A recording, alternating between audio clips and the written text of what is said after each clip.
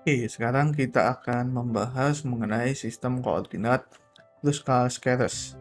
Kita akan bagi menjadi dua video. Sekarang kita tinjau untuk bagian pertamanya. Nah, kita memiliki elemen garis untuk geometri Schwarzschild seperti ini. Nah, kita juga bisa menggunakan sistem koordinat Eddington-Finkelstein maju dan mundur untuk menghilangkan singularitas koordinat pada R sama dengan Rs. Namun, keduanya masih menunjukkan keberadaan diskontinuitas untuk lintasan cahaya masuk ke dalam jari-jari Schwarzschild.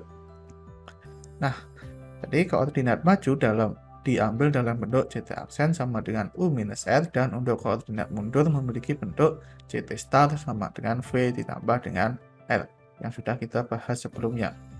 Nah, pertanyaannya adalah apakah bisa untuk mendapatkan sistem koordinat baru agar lintasan cahaya masuk dan keluar itu bersifat kontinu? Nah, jadi kita tinjau koordinat maju dan mundur untuk lintasan cahaya yang memiliki bentuk seperti ini. Ini kita bisa keluarkan di sini menjadi ln 2gm dengan c kuadrat r per 2gm minus 1. Nah, ini dengan aturan logaritma kita bisa pisahkan seperti ini. Nah, kemudian ini kita bisa tambahkan gitu ya, atau kita kurangkan ke konstan di sini, dan ini tidak lain menjadi konstan yang warna biru, ini konstan yang baru. Nah, ini adalah sistem koordinat maju untuk lintasan cahaya. Nah, begitu pula kita memiliki sistem koordinat mundur untuk lintasan cahaya seperti ini, V. Kalau kita tinjau turunan pertamanya, DU sama dengan C dt ditambah dengan 1 minus 2gm per C kuadrat pangkat minus 1 dr. Gitu pula dV seperti ini. Kalau kita kalikan, maka kita akan dapatkan DU dV-nya itu sama dengan C kuadrat dt kuadrat dikurangi 1 minus 2gm per C kuadrat R pangkat minus 2 dr. Nah, ini kita bisa keluarkan 1 minus 2gm per C kuadrat R pangkat minus 1 dikalikan ini. Dan ini itu adalah elemen garis untuk lintasan benda pada untuk lintasan benda yang bergerak radial gitu ya, dimana d omega itu sama dengan 0. Nah, d omega itu adalah d theta plus sin kuadrat theta dv. Maka kita bisa tuliskan du dv itu sama dengan 1 minus 2gm per c kuadrat r pangkat minus 1 ds kuadrat, atau ds kuadratnya itu seperti ini. Ini harusnya nggak ada ya. Nah, sekarang kita definisikan sistem koordinat baru U aksen dan V aksen, di mana U aksennya itu adalah E pangkat C kuadrat U per 4gm, dan V aksen itu sama dengan minus E pangkat minus C kuadrat V per 4gm, di mana DU aksen itu kan nanti bernilai 1. Itu sama dengan E pangkat C kuadrat U per 4gm C kuadrat per 4gm DU aksen. Jadi kalau kita jabarkan, maka kita bisa nyatakan DU dalam DU aksen seperti ini. Nah, begitu pula dV aksen itu sama dengan C kuadrat per 4gm kalikan E pangkat minus C kuadrat V per 4gm dV aksen. Nah, maka kita akan dapatkan dV sama dengan 4gm per C kuadrat E pangkat C kuadrat V per 4gm dV aksen. Kalau kita kalikan DU dV, maka kita bisa nyatakan DU dV-nya seperti ini. Dan ini tidak lain adalah seperti ini. Nah, jadi kita memiliki perumusan ds kuadrat seperti ini. Nah, di mana kita memiliki relasi dari geodesik 0 geodesik cahaya, lintasan cahaya. Jadi U plus V itu sama dengan 2CT, karena perbedaan antara U dan V itu adalah tanda minus di logaritma. Nah, jadi kita bisa tuliskan CT sama dengan setengah U plus V. Dan juga kalau kita kurangkan, U minus V sama dengan 2R ditambah 4gm per C kuadrat ln dari C kuadrat R per 2gm minus 1. Kalau kita bagi dengan 2, maka setengah U minus V itu sama dengan R ditambah 2gm per C kuadrat ln dari C kuadrat R per 2gm minus 1. Nah, sekarang kita definisikan sistem koordinat baru yang disebut sebagai koordinat kura-kura, yaitu R bar.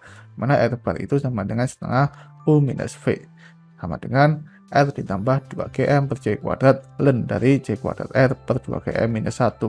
Nah, di sini kita tahu bahwa setengah kita bisa tuliskan seperti ini gitu ya.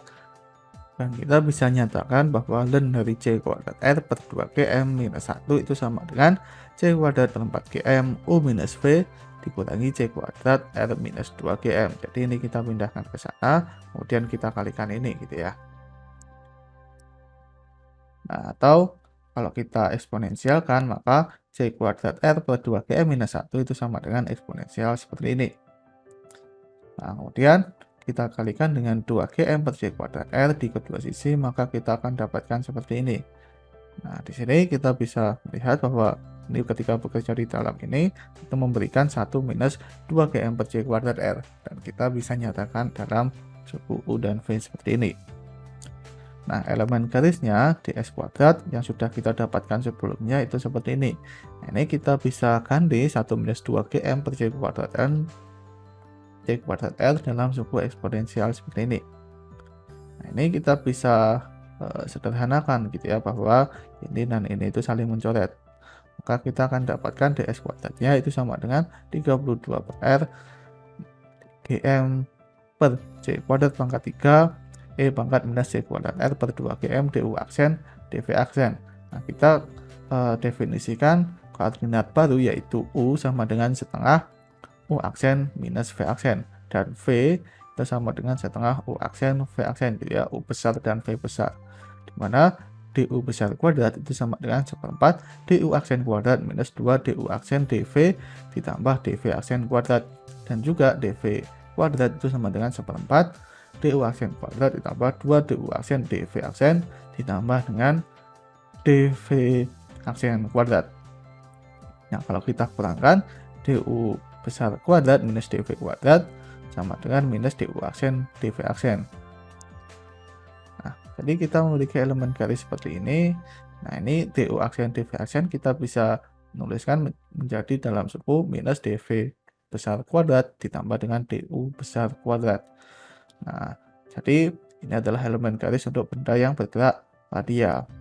Nah, sekarang kalau misalkan kita tinjau untuk elemen garis lengkapnya, jadi kita tambahkan minus r kuadrat d omega kuadrat. Nah, koordinat V, U, theta, dan V ini disebut sebagai koordinat Kruskal scatters. Nah, untuk benda yang bergerak radial, maka ds kuadratnya itu seperti ini.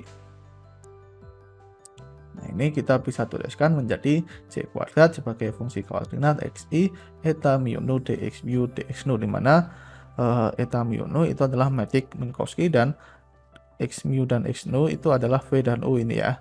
Nah, kalau xi ini adalah koordinatnya yaitu r theta dan V dan juga t. Nah, jadi kita bisa melihat bahwa elemen garisnya itu memiliki bentuk seperti ruang datar dikalikan dengan faktor skala konformal yaitu C kuadrat tadi ya, C kuadrat yang bergantung terhadap koordinat ruang waktunya xi. Nah, di mana Cxi itu adalah sebuah fungsi mulus, fungsi yang diferensiabel yang bergantung terhadap koordinat posisi pada ruang waktu. Jadi, pemetaan konformal itu adalah pemetaan yang melestarikan orientasi dari kurva dan lengkungan, atau di sini kan ruang waktunya itu kan melengkung. Dan kita kalau misalkan tuliskan dalam eta mu nu itu kan ruang datar gitu ya, ruang datar Minkowski. Jadi manifoldnya ruang waktunya itu seperti ini, datar. Nah, kemudian kalau kita lakukan pemetaan konformal, maka pemetaan konformal itu akan melestarikan lengkungan ruang waktu yang sebenarnya, karena ketika kita bekerja pada relativitas umum itu kan ruang waktunya melengkung, dan kita kalau gunakan koordinat Kruskal scatters tadi itu koordinatnya datar, jadi dikalikan dengan faktor skala konformal biar bentuknya itu sama-sama melengkung. Nah, jadi kita memiliki ds kuadrat seperti ini. Nah, untuk geodesik nul cahaya itu ds kuadrat sama dengan 0. Nah, jadi ada dua kemungkinan. Ada satu kemungkinan saja, yaitu dv kuadrat sama dengan du kuadrat. Artinya v-nya itu sama dengan plus minus u ditambah dengan konstanta. Nah, kemudian kita sebelumnya sudah memiliki bahwa relasi minus dv kuadrat ditambah du kuadrat itu sama dengan minus du aksen dv aksen. Jadi minus v kuadrat ditambah u kuadrat sama dengan minus u aksen v aksen. Nah, kita memiliki relasi antara u aksen dan v aksen seperti ini. Nah, ini tidak lain sama dengan e pangkat C kuadrat U minus V per 4GM. Nah, tapi kita juga memiliki relasi bahwa C kuadrat R per 2GM minus 1 itu seperti ini.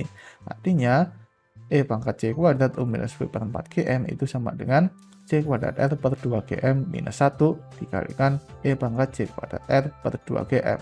Jadi, U kuadrat minus V kuadrat itu sama dengan C kuadrat R per 2GM minus 1 E pangkat C kuadrat R per 2GM. Nah, jadi kita bisa melihat bahwa kalau kita gambarkan lintasan cahaya, kerucut cahayanya ini relasi V sama dengan plus minus U yang pertama tadi ya. Ini adalah ruang datar kalau kita gunakan sistem koordinat UV.